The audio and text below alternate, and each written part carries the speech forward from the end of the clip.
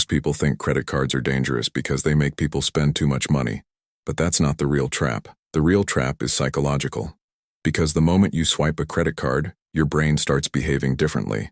And banks understand this better than anyone. That's why millions of people who once said, "I'll pay it off next month," slowly become trapped in debt they never planned to have.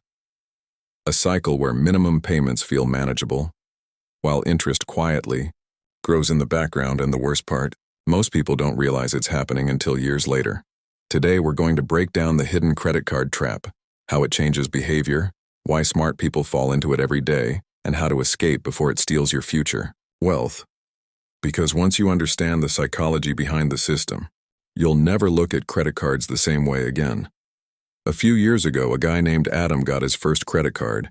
He was responsible, had a stable job, and believed credit cards were useful.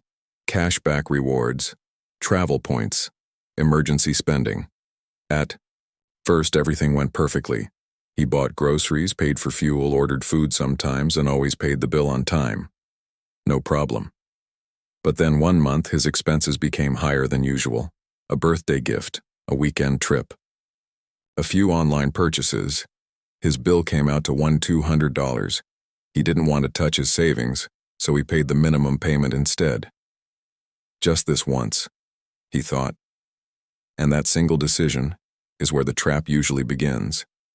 Because credit card debt doesn't feel painful immediately. That's what makes it dangerous. Imagine handing someone $300 in cash. You physically watch the money disappear. Your brain feels the loss instantly.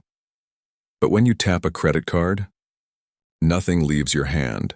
No emotional pain, no visual loss, no immediate consequence. Psychologists call this the pain of paying, and credit cards reduce that pain dramatically, which means people naturally spend more without realizing it. Consistently show people spend more using cards than cash, not because they're careless, because the brain experiences the purchase differently, and banks know this perfectly. That's why credit cards are designed to feel smooth and frictionless. Tap. Approved. Done. No pause. No resistance. The easier spending feels, the easier debt becomes. But the real genius of the system isn't the spending, it's the minimum payment. Because minimum payments create the illusion of control. Imagine owing $5,000. Your statement says, minimum payment due, $95. And your brain instantly thinks, that's manageable, so you relax. But what most people don't realize is that paying only the minimum can keep debt around for years, sometimes decades, because interest quietly keeps growing in the background. It's like trying to fill a bucket with water while there's a hole at the bottom. You keep pouring money in, but some of it leaks out every month as interest. That's how revolving debt works. And this is where banks make most of their money, not from people who pay everything immediately, but from people who carry balances month after month. The system isn't built to help people avoid debt. It's built to make debt feel comfortable enough to keep. And here's the crazy part. Most people trapped in credit card debt are not poor. They're normal people with decent incomes. Because this trap is behavioral, not intellectual. You can be smart and still lose to a system designed around human psychology. Think about what happens when people get a raise. Usually they upgrade their lifestyle. Better phone, better car, more subscriptions, more dining out. And because credit cards delay consequences, people often spend future money before they actually earn it. That's why many high earners still live paycheck to paycheck. Not because they don't make enough, because debt quietly expands with their lifestyle. And credit cards make that expansion incredibly easy. Then there are rewards programs, cashback, airline miles, points. Banks market these as benefits, and technically they can be useful, but psychologically rewards. Programs change how people justify spending. Suddenly, unnecessary purchases feel smarter because, at least I'm getting points. That's how the brain rationalizes bad financial decisions. It turns spending into a game. And once spending becomes emotionally rewarding, people naturally do more of it. Imagine a buffet where every extra plate earns prizes. Even when you're full, you keep eating. That's how reward systems influence behavior. Meanwhile, most people focus on rewards, instead of the interest quietly growing underneath. Now, to be fair, credit cards themselves are not evil. Used correctly, they can be useful tools. The problem is that most people use them emotionally instead of strategically. Because many purchases are emotional, not logical. People shop when stressed, when bored, when celebrating. Sometimes people aren't buying products. They're buying temporary emotions. A bad day becomes, I deserve this. A stressful week becomes, I'll deal with it later. And credit cards make later feel painless. Until later finally arrives. This is why so many hardworking people still feel financially trapped. Because the issue often isn't income alone. It's invisible habits repeated over time. Small decisions, repeated monthly, quietly compounding. Just like investing compounds wealth, debt compounds stress, and debt affects more than money. It affects freedom.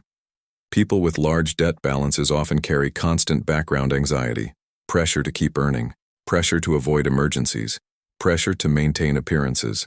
Some stay in jobs they hate because of debt. Some lose years of wealth-building potential simply paying interest. That's the hidden cost. Not just money, freedom. And this is why wealthy people often think differently about debt. Most financially successful people understand one important idea. Consumer debt steals future wealth, because every dollar spent on interest is a dollar that could have been invested instead. Imagine two people. One spends years paying interest. The other invests that same money into assets. Over time, the gap between them becomes massive. That's the power of compounding. It works both ways.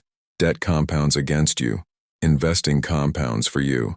And most people don't realize which side they're feeding. Now here's something important. Banks are businesses, and their profits depend heavily on consumer behavior.